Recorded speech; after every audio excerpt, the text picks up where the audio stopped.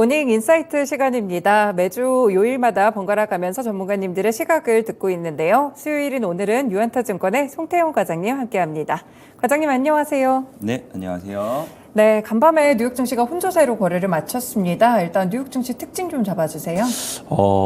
뉴욕 증시는 전형적인 눈치 보기였다라고 저는 네. 생각을 하고 있어요. 내일 사실 CPI도 나오게 되고 FOMC 의사록이 나오게 되고 그리고 이제 금요일 날 보게 되면은 은행주가 실적을 발표를 하게 되면서 본격적인 실적 시즌에 들어가게 되거든요. 네. 그거를 앞두고 사실상 방향성에 대한 탐색에 대한 부분이 나오기 시작을 했다라고 보시면 될 것 같고요.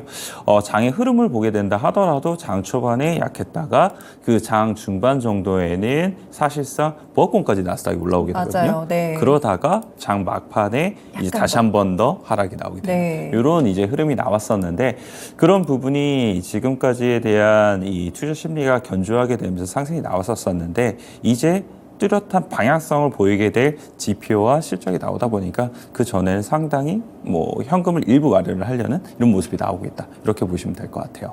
네, 확실히 조금 실적이나 지표들이 구체적으로 나와줘야 시장이 어떻게 좀 받아들이고 반응을 줄지를 살펴볼 수가 있을 것 같은데 지금 CPI라든지 인플레이션에 대한 전문가들의 시각들은 좀 어떤가요?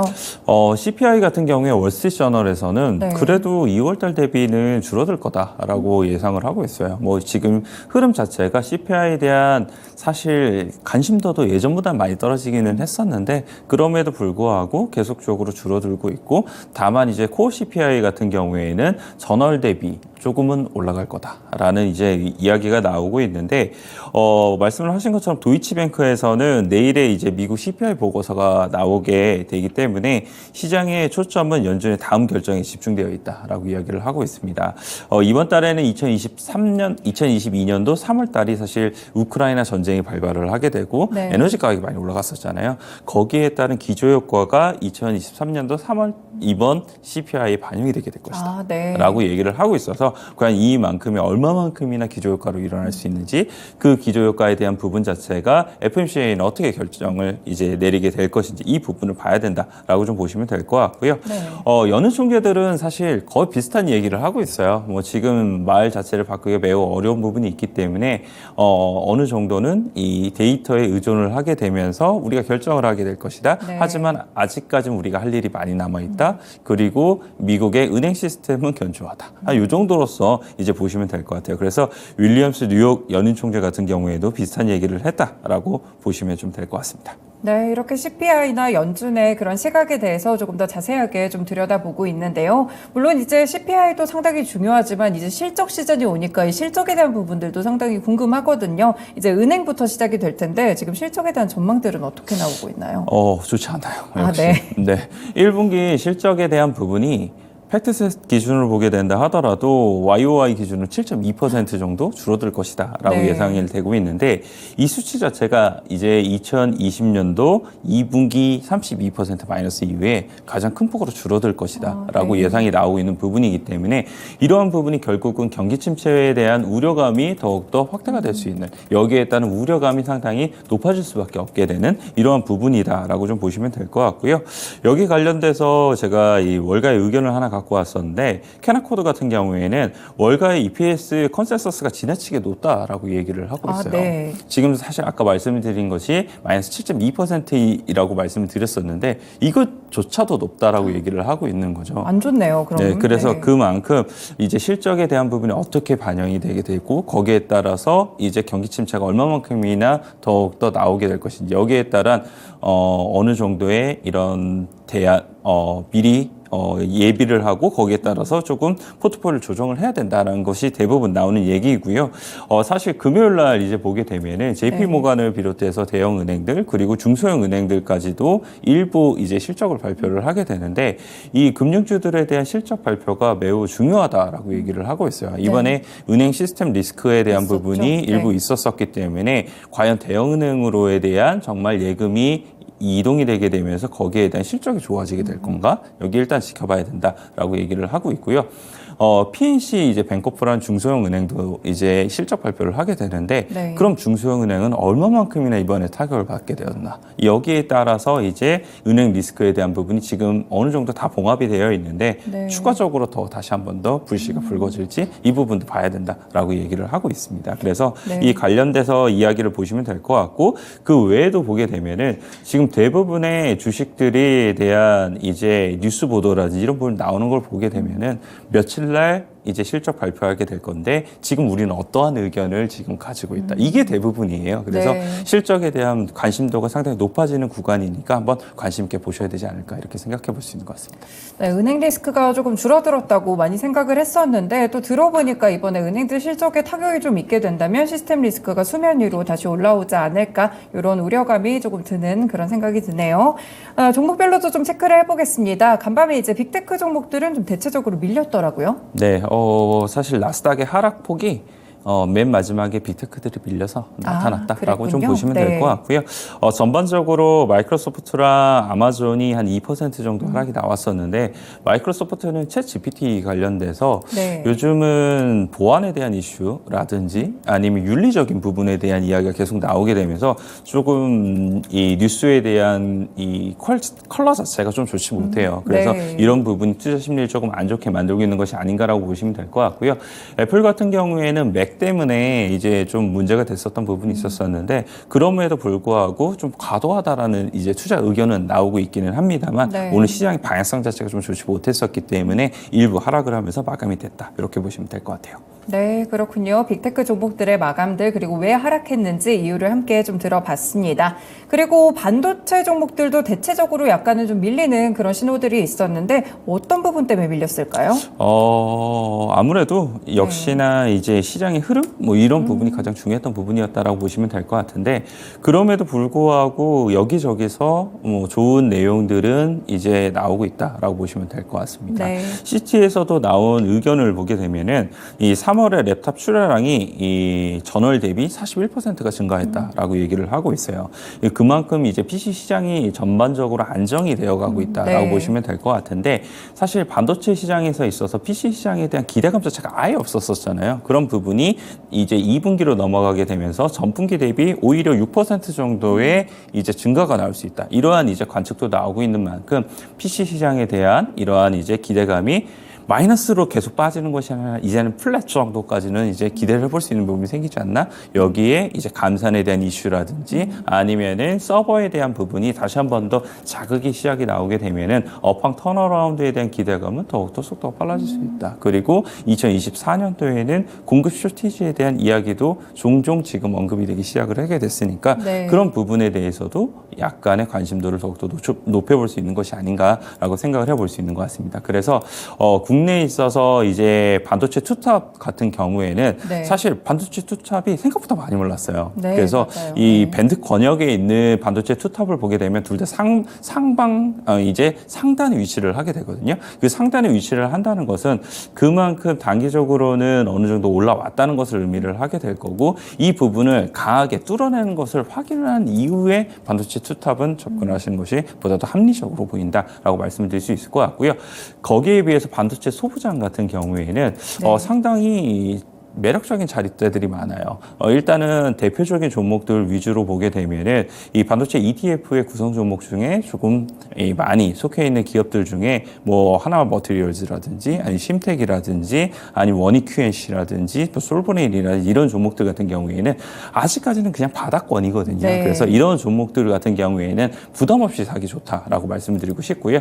여기서 내가 조금 더 단기적으로 빠른 무언가의 수익을 받고 싶다라고 생각을 하시는 분들 같은 경우에는 조금 더 빠를 수 있을 만한 뭐 EUV 관련된 종목인 네. SNS텍이라든지 아니면은 한미 반도체라든지 뭐 이런 종목들 군으로 접근을 하시게 된다면 보다 더 빠른 수익을 달성을 할 수 있지 않을까 이렇게 기대하고 있습니다. 네, 반도체 업황이 확실히 좀 턴어라운드를 하는 것 같습니다. 다만 이제 소부장 종목이나 대형주들 접근을 조금 달리 하시면서 투자를 해보시는 게 좋을 것 같습니다. 네, 간밤 또 미국 증시에서 종목별로 있었던 특징들도 좀 짚어볼게요. 테슬라는 1.8% 정도 상승을 했더라고요. 테슬라는 일단 실적 봐야 돼요. 네. 19일날 실적 발표를 하게 될 텐데 실적을 앞두고 사실 이 의견의 컬러는 좋지 못했어요. 가격 인하를 사실 1분기 때 단행을 했잖아요. 네. 그 단행을 하게 되면서 이익률에 대한 부분에 우려감이 지금 상당히 높아요. 그래서 과연 정말 이제 실적 발표를 하게 됐을 때 얼마만큼이나 영업이익률 보여줄 수 있겠느냐 네. 이것을 첫 번째로 봐야 된다고 말씀드리고 싶고요.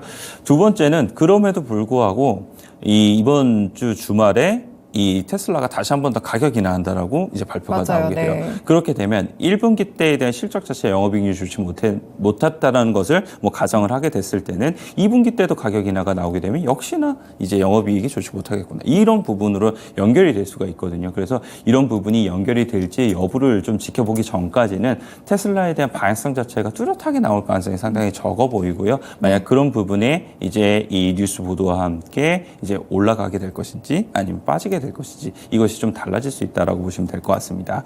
그리고 이제 이 모건 스탠리 같은 경우에는 테슬라에 대한 의견 자체 컬러가 좋지 못하다고 했었잖아요. 네. 그런데 모건 스탠리 조금 다른 의견을 좀 냈어요. 이 테슬라의 이 멕시코 생산 법인에 대한 이야기를 하게 되는데 멕시코에 대한 생산 법인 자체가 효율화를 극대화시킬 수 있는 부분이 생기게 될 거고 그리고 북미에 대한 부분이 가깝게 위치를 하고 있다 보니까 이 세제 혜택에 대한 부분도 더욱더 많은 부분 받을 수 네. 있게 될 것이다라고 얘기를 하고 있습니다. 그래서 모건 스탠리가 이러한 이제 투자의 의견을 약간 시점을 이동시킨 부분이 있다라고 생각을 하고 있거든요. 그래서 우리가 조금 이런 부분도 좀 지켜보자라고 말씀드리고 싶고요.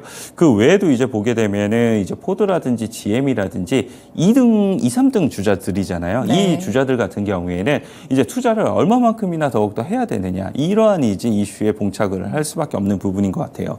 이 포드 같은 경우에는 이제 캐나다 온타리오 오크빌 플랜트 관련돼서 맞아요. 전기차 헙으로 전환하기 위해서 18억 달러를 이제 투자할 예정이다라고 얘기가 나오게 됐고요. GM 같은 경우에는 이제 리튬 기술 스타트업 에너지 X에 대해서 5천만 달러에 대한 자금을 조달 중에 있다라고 이야기를 하고 있는데 어쨌거나 2, 3등 같은 경우에는 투자를 공격적으로 단행을 할 수밖에 없는 부분일 거고 여기에 따라서 이 생산에 대한 부분이 볼륨 자체가 늘어나야지만 테슬라를 그나마 따라갈 수 있는 부분이 생기게 될 거니까 네. 이런 부분에 대해서 계속 뉴스플로우를 따라가자라고 보시면 될 것 같고요. 국내에 있어서도 아까 은별 앵커님도 이제 현대차 투자에 관련된 네. 이야기를 하셨었잖아요. 그런 부분이 계속적으로 관련돼서 수혜를 받을 수 있는 업종 그리고 종목들에게는 더욱더 좋은 이제 주가에 대한 영향력을 미칠 수밖에 없는 부분이다라고 말씀드릴 수 있을 것 같습니다. 네, 그렇군요. 테슬라는 일단 실적을 조금 확인하셔야 그동안 앞으로의 주가 흐름을 좀 보실 수가 있을 것 같고요. 2, 3위 업체들도 빠르게 좀 테슬라를 따라잡기 위해서 투자들을 단행하고 있다는 점까지 함께 전해드렸습니다. 그리고 이제 간밤의 특징이 또 비트코인이 오랜만에 또 수면 위로 올라왔더라고요. 많이 올랐더라고요. 지금 보니까 가격이 3만 달러를 돌파했네요. 네, 비트코인의 가격도 2022년 6월 이후에 처음으로 3만 달러 돌파했다라고 보시면 될 것 같고요. 비트코인 같은 경우에는 이제 3월 인플레이션이 충분히 낮게 나타날 것으로 예상이 되고 있기 때문에 네. 그런 부분은 결국 미 연준이 이 통화 정책 자체에 대한 슬로우한 부분이 더욱더 생길 수 있는 부분이 있게 될 거고 그에 따라서 비트코인 가격은 더욱더 상승이 나오게 될 것이다. 이러한 전망에 의해서 지금 상당히 가파르게 이제 올라오고 있다라고 얘기를 하고 있는데 관련된 종목들이 미국에서 많이 올랐어요. 네. 사실. 코인베이스라든지 아니면은 라이엇이라는 이제 이 채굴 업체 뭐 이런 업체들 같은 경우에는 17%까지 올랐거든요. 근데 국내에 있어서는 사실 관련된 기업들이 썩 좋지를 못해요. 다 거래 정지되지 않았나요? 뭐 비렌트는 네. 뭐 거래 정지가 되어 있고 그나마 예전부터 많은 부분 움직였던 게 뭐 우리기술 투자라든지 네. 이런 종목은 조금 움직일 수 있기는 하게 되는데 워낙 시장의 초점 자체가 이런 부분이 아니라 큰 부분이 따로 있기 때문에 과연 그런 부분에서 얼마만큼이나 주목을 받을 수 있을지는 좀 봐야 될 것 같고요. 게임주들도 사실 관련된 종목들이라 할 수 있게 될 텐데 국내에 있어서는 이제 지닥이 이제 해킹 사태가 일어나게 되면서 네. 좋지 못한 이러한 이제 뉴스가 나오게 됐었잖아요. 그런 부분에 있어서 관련된 뉴스는 국내에서는 좀 제한적이지 않을까라고 생각을 하고 있습니다. 네, 이렇게 비트코인까지도 함께 미국 증시 흐름에서 체크를 해봤습니다. 이제 넘어와서 국내에서 그러면 오늘은 어떤 종목을 보는 게 좋을까요? 저는 오늘 현대위아 가지고 왔어요. 네, 어떤 이유가 네. 있나요? 네. 현대위아 아까도 말씀드린 것처럼 이 현대차 투자에 대한 결정에 대한 부분이었었는데 이 부분에 대한 이 기대감이 사실 어제 오전부터 있었어요. 네. 그렇게 되면서 전날 현대위아의 주가를 보게 되면은 애플카 이후에 처음으로 한 16% 정도의 상승세가 나오게 되거든요. 이러한 대형주임에도 불구하고 16% 정도의 상승세가 나왔고 그리고 끝까지 이 봉을 채웠다는 것은 그만큼 이제 시장에 대한 수급이 쏠림이 갑작스럽게 들어오기 시작을 했다라고 보시면 될 것 같고요. 이 관련해서 추가적으로 움직일 수 있는 부분이 생기게 될 텐데 어쨌거나 현대위아 같은 경우에 두 가지의 사업 부분이 있다라고 보시면 될 것 같아요. 네. 첫 번째는 자동차 부품에 대한 부분인 건데 현대차가 얼마만큼이나 생산에 대한 볼륨을 늘리느냐 이 부분이 중요한 거고 뭐 보시면 아시겠지만 사실상 판매량이 많은 부분 늘어나고 있기 때문에 현대위아가 자동차 부품 관련돼서는 계속적으로 좋은 이 실적을 보일 것이다라고 예상이 되고 있고요. 기계 부분 같은 경우에는 이제 현대차 그룹형 관련돼서 이 공장을 짓게 됐을 때 이 설비에 대한 기계를 넣게 됩니다. 그래서 네. 현대위아가 계속적으로 이런 현대차 그룹에 대한 적극적인 이 투자에 대한 소식이 나오게 되면은 아무래도 앞으로에 대한 수주에 대한 부분도 더욱더 전망이 밝아질 수밖에 없기 때문에 그런 부분에 대한 기대감도 더욱더 높여질 수밖에 없다라는 부분으로 봤을 때 현대위아 관심 있게 보자라고 말씀드리도록 하겠습니다. 네, 현대위아 어제도 16% 정도로 상승 마감을 했던데 오늘까지 추가적인 기대감이 있을지 또 살펴보겠습니다. 살짝 궁금한 부분이 사실 이제 오늘 현대차 그룹이 이렇게 큰 대규모 투자를 발표하면서 관련 종목들도 시간에서 많이 움직였더라고요. 근데 일단 전기차 분야에 대한 투자다 보니까 이게 자동차 부품 쪽으로 많이 갈지 2차 전지 쪽으로 갈지도 좀 궁금해지거든요.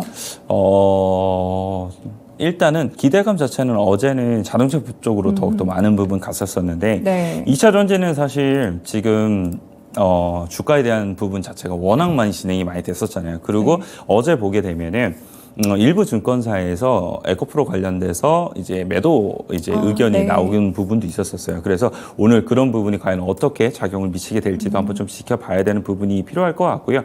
사실상 어제 에코프로가 실적을 발표하고 나서 만약 변곡점이 생길 수도 있었던 이슈였었는데 그런 부분에서 생기지 않았다는 점, 이런 점을 생각을 해봤을 때는 추가적으로 적어도 중립 이상의 움직임을 보일 수 있지 않을까. 적어도 이제 옆으로에 대한 부분으로 횡보가 가나오나 아니면 네. 추가적인 상승에 대한 부분도 기대해 볼 수 있는 부분 충분히 있다라고 말씀드리도록 하겠습니다. 네, 이렇게 관심 종목까지 함께 체크를 드렸습니다. 오늘 국내 증시 어떤 흐름 보일지 간략하게 좀 요약해 주세요. 일단은 국내 같은 경우에도 주가에 대한 흐름 자체가 방향성은 썩 보이지는 않을 것 같아요. 네. 다만 이제 이 섹터에 대한 순환매 이런 부분이 계속적으로 진행될 가능성이 상당히 높다라고 말씀을 좀 드릴 수가 있을 것 같고요.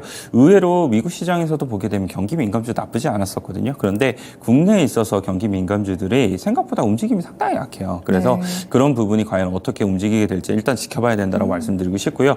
신규 종목에 대한 이제 접근을 하시게 될 때 내가 매매를 잘하시는 분들 같은 경우에는 핀셋으로 포인트를 맞춰지게 되는 이제 작은 종목에 접근을 하셔도 돼요. 하지만 내가 매매를 잘 못하시는 분들 같은 경우에는 비교적 큰 종목인데 왜 이 종목이 이러한 이제 수급과 거래량을 이제 증가가 되는지 이러한 이제 종목들이 매일매일 요즘 나타나고 있거든요. 그런 종목들 위주로서 그냥 접근을 하시게 되면은 생각보다 수월한 수익률로서 이제 보답을 받게 되는 이런 부분이 상당히 많다라고 보시면 될 것 같고요. 신규 종목은 보다 대형주로 우리가 접근을 해보자라고 말씀드리도록 하겠습니다.